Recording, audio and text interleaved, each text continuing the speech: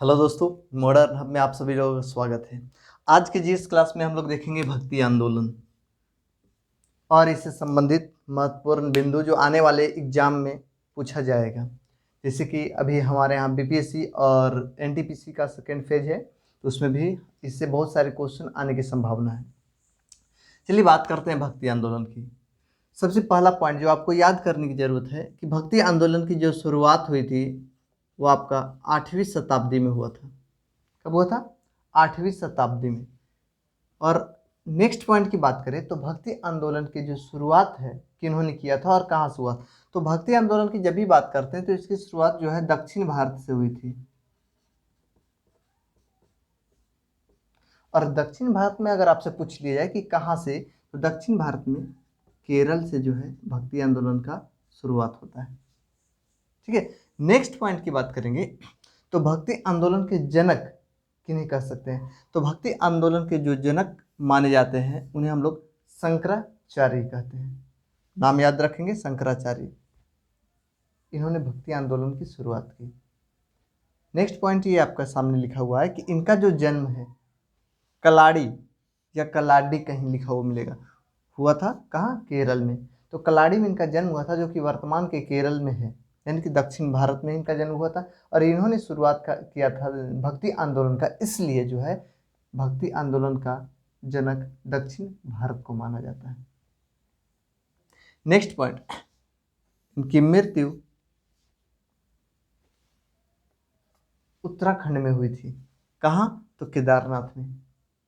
नहीं, यूके का मतलब यूनाइटेड किंगडम नहीं समझना, उत्तराखंड समझना है। ठीक है, तो उत्तराखंड में इनकी मृत्यु। कहने का मतलब कि यह दक्षिण भारत से उत्तर भारत तक आए और इन्होंने प्रचार प्रसार किया, लेकिन ऐसा हम नहीं कर सकते हैं कि दक्षिण भारत से उत्तर भारत जो है भक्ति आंदोलन को किन्होंने लाया। और शंकराचार्य के बारे में हम लोग ये बात बिल्कुल नहीं कर सकते। दक्षिण भारत से उत्तर भारत भक्ति आंदोलन लाने का श्रेय जो है रामानंद को जाता है। फिर से एक पॉइंट ध्यान रखेंगे, ऐसा नहीं है कि इस पॉइंट को देख करके आपको जो है डाइवर्ट होना है। यानी कि जन्म इनका केरल में हुआ है, मृत्यु इनका केदारनाथ में हुआ है, इसका मतलब ये नहीं हुआ कि इन्होंने दक्षिण भारत से उत्तर भारत में भक्ति आंदोलन का विस्तार किया। अगर ऐसा प्रश्न पूछ दिया जाए आपसे तो आपका आंसर होगा रामानंद। नेक्स्ट पॉइंट ये बात करेंगे कि शंकराचार्य के समय में ही भक्ति आंदोलन पूरी तरह से दो भागों में बट गया। एक अलवार संत हुए, या अलवार संप्रदाय भी कह सकते हैं, यानी अलवार संप्रदाय को मानने वाले व्यक्ति अलवार संत कहलाएंगे। और नैनार, दूसरा कौन? नैनार। नयन की जब भी बात आती है तो आपको पता होना चाहिए कि इसका संबंध शंकर से है, यानी कि शिव से है। यानी वैसे व्यक्ति जो शिव के उपासक थे, शिव को मानते थे, शिव की आराधना करते थे, उन्हें हम लोग नैनार कहेंगे। और जो लोग विष्णु के उपासक हुए, विष्णु को माने, विष्णु का आराधना करते थे, उसे हम लोग अलवर के नाम से जानते हैं। ये हो गए विष्णु के उपासक और ये शंकर के उपासक नैनार। इन दोनों की बात करेंगे तो 12 ऐसे व्यक्ति थे, 12 ऐसे संत थे जो कि अलवर को मानते थे, और बाकी 63 ऐसे संत थे, संतों की संख्या 63 थी, जो नैनार को मानते थे। इसका प्रचार प्रसार इन्होंने आरंभ किया नैनार के बारे में। आगे बात करेंगे तो ये तो बात अलवर और नैनार की बात हुई। नेक्स्ट पॉइंट की जब हम लोग बात करते हैं तो शंकराचार्य के जो शिष्य हुए उसमें बहुत सारे शिष्य थे। इनके शिष्य महिला और पुरुष दोनों हुए। महिला भी इनके शिष्य थे और पुरुष भी इनके शिष्य थे। महिला में बात करेंगे तो अंडाल एकमात्र ऐसी महिला थी जो शंकराचार्य की शिष्या थी। इनको याद रखना है बिल्कुल। अंडाल जो कि फीमेल थी, महिला थी, और वह अलवर संप्रदाय से संबंधित। कहने का मतलब यह किसको मानती थी? विष्णु को मानती थी। पॉइंट को एकदम आसान से समझना है, कहीं कोई जल्दी नहीं। हर एक पॉइंट को आपको नोट करते हुए और समझते हुए चलना है। तो अंडाल एकमात्र महिला थी जो कि शंकराचार्य की शिष्या थी, और साथ ही साथ अलवर संप्रदाय से इनका संबंध था। एक और बात करेंगे, कुलशेखर एकमात्र ऐसे राजा थे जो अपना राजपाट छोड़ करके जो है धर्म को अपना करके और धर्म का प्रचार प्रसार किए। तो इससे भी प्रश्न आता है कि एकमात्र ऐसे राजा जिन्होंने शंकराचार्य का शिष्यता ग्रहण किया या धार्मिक प्रचार प्रसार में शामिल हुए, तो आपका आंसर हो जाएगा कुलशेखर, जो कि रहने वाले थे कहाँ के, त्रावणकोर की। तो इस प्रकार से ये भी पॉइंट याद रखने हैं। साथ ही साथ आपको ये भी याद रखना है कि शंकराचार्य ने जो है अद्वैतवाद का समर्थन किया। और बात करेंगे तो स्मृति संप्रदाय से इनका संबंध था। संप्रदाय आपको बहुत सारा मिलेगा, उसमें से किस संप्रदाय से इनका संबंध था, तो स्मृति संप्रदाय। आगे नेक्स्ट क्लास में बताएंगे, क्योंकि इसमें जो है पूरा वीडियो कंप्लीट नहीं हो पाएगा। तो स्मृति संप्रदाय से जो है इनका संबंध है, किनका, शंकराचार्य। और इन्होंने किसका मत दिया, तो अद्वैतवाद का। सीधा आप इससे ध्यान रखेंगे, शंकर अद्वितीय है, मतलब दुनिया में एकमात्र है। शंकराचार्य नहीं, शंकर की बात मैं कर रहा हूँ, जिनको हम लोग भोलेनाथ भी कहते हैं। उनसे आप याद कर सकते हैं कि अद्वैतवाद, उनके जैसा और कोई नहीं है, अनोखा है, वो अद्वितीय है। नहीं, तो अद्वैतवाद का संबंध किससे है, तो शंकराचार्य से। इस प्रकार आपको ध्यान पे रखने हैं। नेक्स्ट, इन्होंने 4 प्रकार के पीठ का निर्माण किया। पीठ का निर्माण किस लिए, धर्म के प्रचार प्रसार के लिए। एक ऐसा स्थान जहाँ बैठ करके जो है धार्मिक बातें किया जा सके, उसे हम लोग पीठ कहते हैं। नहीं, तो कितने प्रकार के पीठ, 4 प्रकार के पीठ पूरे भारत में इन्होंने निर्माण करवाया। उत्तर, दक्षिण, पूर्व और पश्चिम। जैसे उत्तर में बात करेंगे तो ज्योतिपीठ का निर्माण इन्होंने बद्रीनाथ में किया। कहाँ किया, बद्रीनाथ में। उसी प्रकार श्रृंगेरी पीठ का निर्माण इन्होंने मैसूर में किया, कर्नाटक में किया। गोवर्धन पीठ जो कि पूरी उड़ीसा में है, और पश्चिम में जो है शारदा पीठ जो कि द्वारका गुजरात में है। नहीं, तो पूरब में फिर से ध्यान देंगे गोवर्धन पीठ, पश्चिम में द्वारिका, उत्तर में ज्योतिपीठ और दक्षिण में श्रृंगार पीठ। इस प्रकार से कुल पीठों की संख्या कितनी, 4 पीठों की संख्या हो गई। इसका जो है निर्माण कौन किए थे, पीठों की स्थापना कौन किए थे, तब आपका जाएगा आंसर शंकराचार्य। साथ ही साथ इन्होंने 12 ज्योतिर्लिंग का भी निर्माण करवाया था। ये पॉइंट एक डायरेक्ट आप याद रखेंगे। नहीं, इस प्रकार से इनके बारे में। नेक्स्ट है रामानंद। रामानंद एक ऐसे व्यक्ति थे जिन्होंने दक्षिण भारत से उत्तर भारत में धर्म का प्रचार प्रसार या भक्ति आंदोलन को लाए। भक्ति में आंदोलन कहने का मतलब तो आप समझ ही रहे होंगे। भक्ति क्या होता है, किसी धर्म को बिना कुछ सोचे समझे मानना भक्ति है। ईश्वर की आराधना करना भक्ति है। अब ईश्वर भी यहाँ 2 टाइप के आएंगे। एक भाई ईश्वर जो हमें दिखते हैं, जिनकी हम लोग प्रतिमा बना करके पूजा करते हैं। एक ईश्वर जो कि जिनका कोई आकार नहीं है, निराकार है। तो एक निराकार और दूसरा आकार में। आकार में जो ईश्वर की पूजा हम लोग करते हैं उसको सगुण भक्ति कहते हैं। जिनका कोई आकार नहीं हो उसे हम लोग निर्गुण भक्ति कहते हैं। जिसमें पुनर्जन्म का विश्वास हो उसे हम लोग सगुण भक्ति कहते हैं, और जिसमें पुनर्जन्म का विश्वास नहीं हो उसे हम लोग निर्गुण भक्ति कहते हैं। तो इस तरह से भी हम पॉइंट को याद रख सकते हैं। नेक्स्ट पॉइंट की बात करेंगे, रामानंद की बात करें तो इनका जन्म जो है कहा जाता है कि प्रयाग में हुआ था 1299 में। नेक्स्ट पॉइंट ये कि इन्होंने जो है भक्ति आंदोलन के लिए जो प्रचार की भाषा रखी थी, इन्होंने हिंदी में जो है प्रचार प्रसार किया धर्म का, कि धर्म क्या है इसके बारे में इन्होंने हिंदी में बताया। इनकी शिष्यों की संख्या कुल कितनी थी, 12 थी।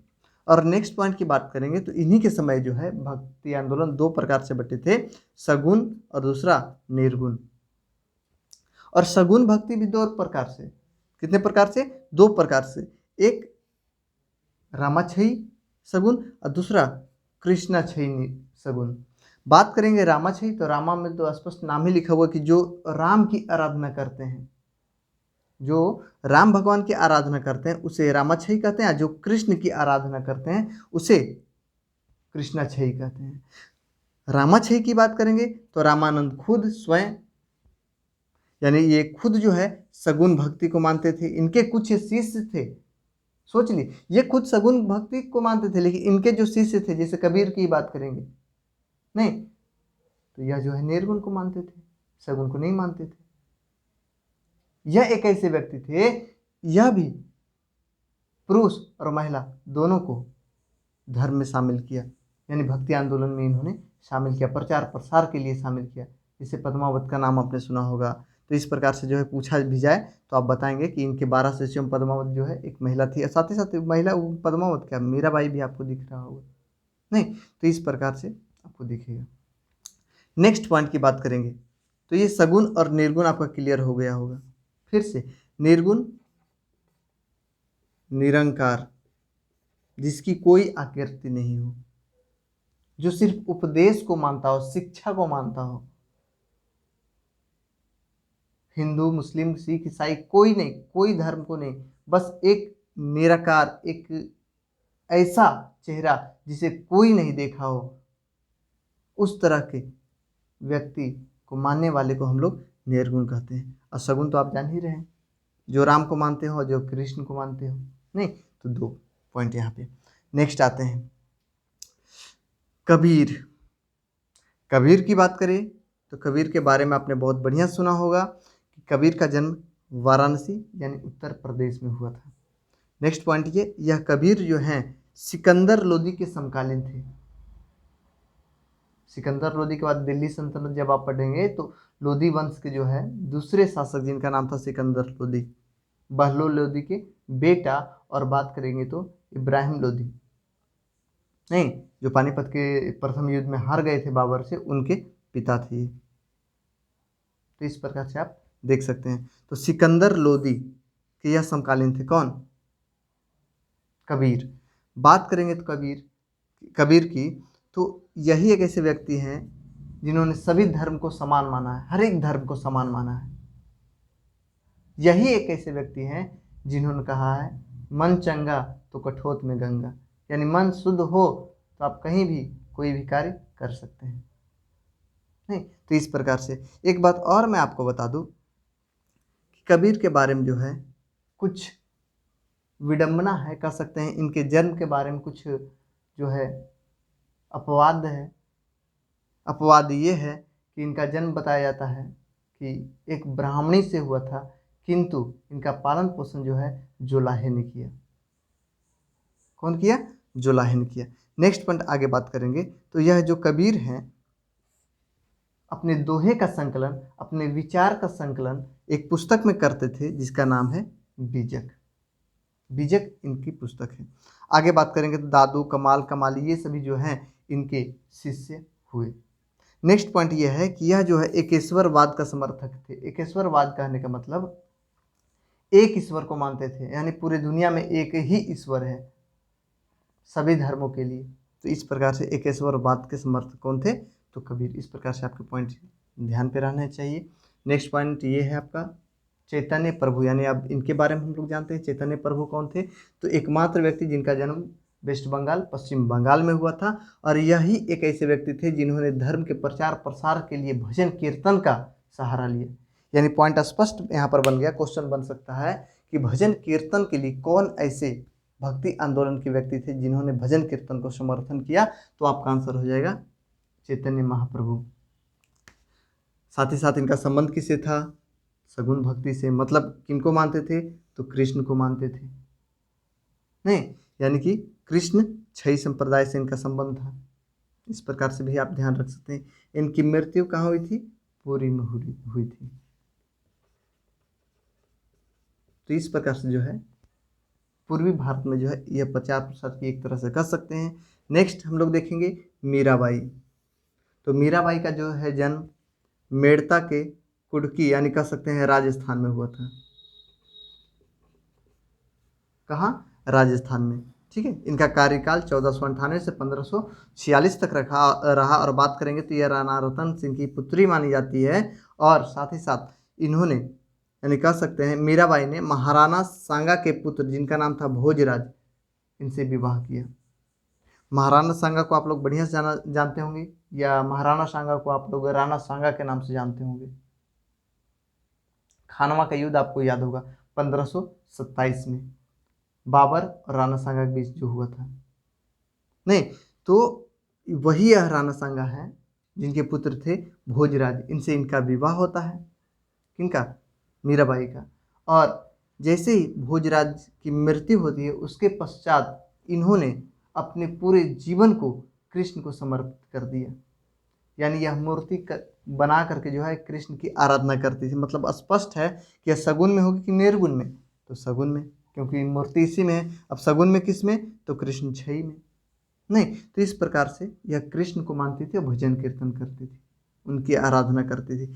इनका तुलना जो है एक सूफी महिला रबिया से किया गया है। किनसे किया गया है, रबिया से। तो इस प्रकार से आपको ध्यान पे रखनी है।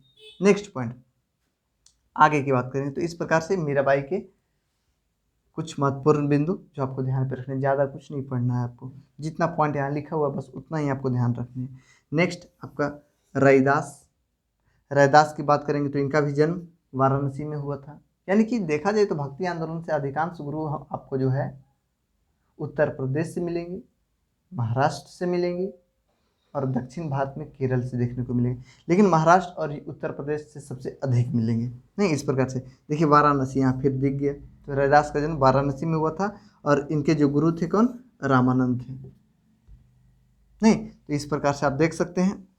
नेक्स्ट पॉइंट, और इनकी जो शिष्या थी मीराबाई, यानी कहने का मतलब जो है मीराबाई की इनकी शिष्या थी, तो रैदास का नहीं, ये शिष्य थी, इसीलिए दोनों को मैं एक जगह पे लिख दिया। नेक्स्ट पॉइंट, आगे की बात करेंगे तो तुलसीदास। तुलसीदास की जैसी बात करते हैं तो 1532 से जो है 1623 तक इनका कार्यकाल माना जाता है। नहीं, आगे बात करेंगे तो इनका जन्म जो है कहाँ हुआ था, राजापुर में हुआ था। और इन्होंने जो है 1575 में रामचरित मानस का लेखन किया। नहीं, यानी रामचरित मानस कौन लिखे, तो आपका आंसर हुआ तुलसीदास। नेक्स्ट पॉइंट ये आएगा, ऑथर स्मिथ ने जो है इसको रामचरितमानस को बाइबल के रूप में बताया। आगे बात करेंगे तो इनकी और भी कृति है, तुलसीदास की और भी पुस्तक है, विनय पत्रिका, रत्नावली और कवितावली। ये तीनों जो पुस्तक है किसका है, तो तुलसीदास का है। नेक्स्ट पॉइंट बात करेंगे तो यह जो है तुलसीदास अकबर और जहांगीर के समकालीन थे। समकालीन कहने का मतलब जिस समय अकबर और जहांगीर का शासन चल रहा था उसी समय इनके शासन भी, इनका जो है भक्ति का जो है आंदोलन, ये जो भक्ति का प्रचार कर रहे थे उसी समय कर रहे थे। यानी किसके समय, जहांगीर और अकबर के समय कर रहे थे। नेक्स्ट पॉइंट की बात करेंगे, नेक्स्ट व्यक्ति की बात करेंगे तो दादू दयाल, एकमात्र ऐसे व्यक्ति जिनका संबंध गुजरात के अहमदाबाद से है। ऐसे अहमदाबाद की बात करेंगे तो दादू दयाल का संबंध है, लेकिन गुजरात की बात करेंगे तो वहाँ मीराबाई भी कुछ समय तक अपना प्रचार प्रसार की है, क्योंकि इनका जो है जन्म राजस्थान में हुआ है लेकिन प्रचार प्रसार जो है अपने धर्म का इन्होंने गुजरात में किया है। तो ये पॉइंट भी ध्यान रखने। हाँ, लेकिन यहाँ पर जो हम आपको बताएं कि दादू दयाल जो हैं इनका जन्म अहमदाबाद में हुआ और ये शिष्य किसके थे, कमाल के शिष्य थे। और कमाल किसका शिष्य था, तो फिर देखिए आपको देखने को मिलेगा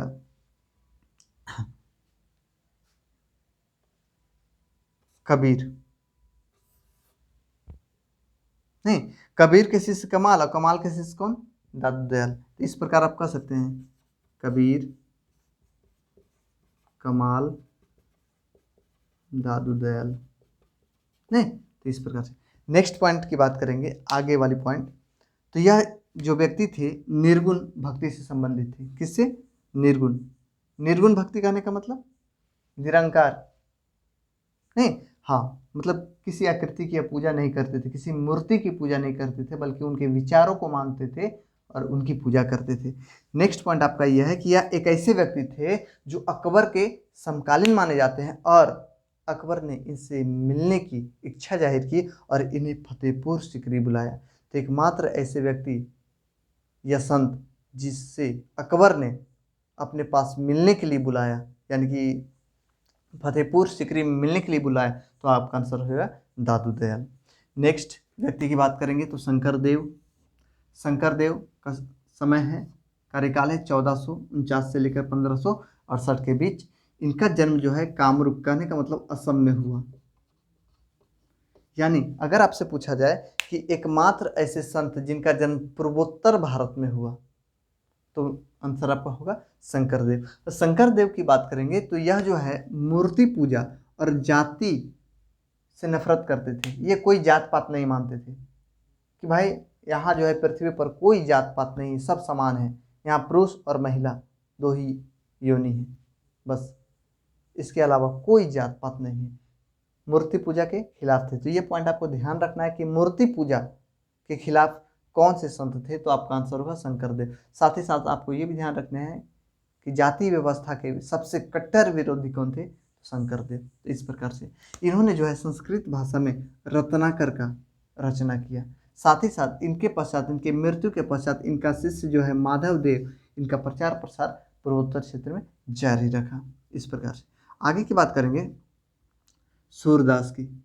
सूरदास की बात करेंगे तो इनका कार्यकाल जो है 1478 से लेकर के 1583 के बीच माना जाता है और इनका जन्म आगरा, फिर देखिए यूपी आ गए, नहीं आगरा में इनका जन्म हुआ था। और बात करेंगे तो इन्होंने शगुन भक्ति का समर्थन किया। शगुन भक्ति में भी किसका, तो कृष्ण के यह उपासक थे। फिर से आएंगे कहाँ, शगुन भक्ति में सूरदास और मीराबाई आपको दिख रहा है। इस प्रकार से नेक्स्ट पॉइंट की बात करेंगे तो इन्होंने सुरसागर, सुरसरावली, साहित्य लहरी, इस प्रकार के पुस्तकों की रचना किया। कौन, सूरदास। नेक्स्ट पॉइंट की बात करेंगे तो बल्लवाचार्य इनके गुरु माने जाते हैं। किनके गुरु, सूरदास के। तो इस प्रकार जो है आप कुछ व्यक्तियों के बारे में जाने।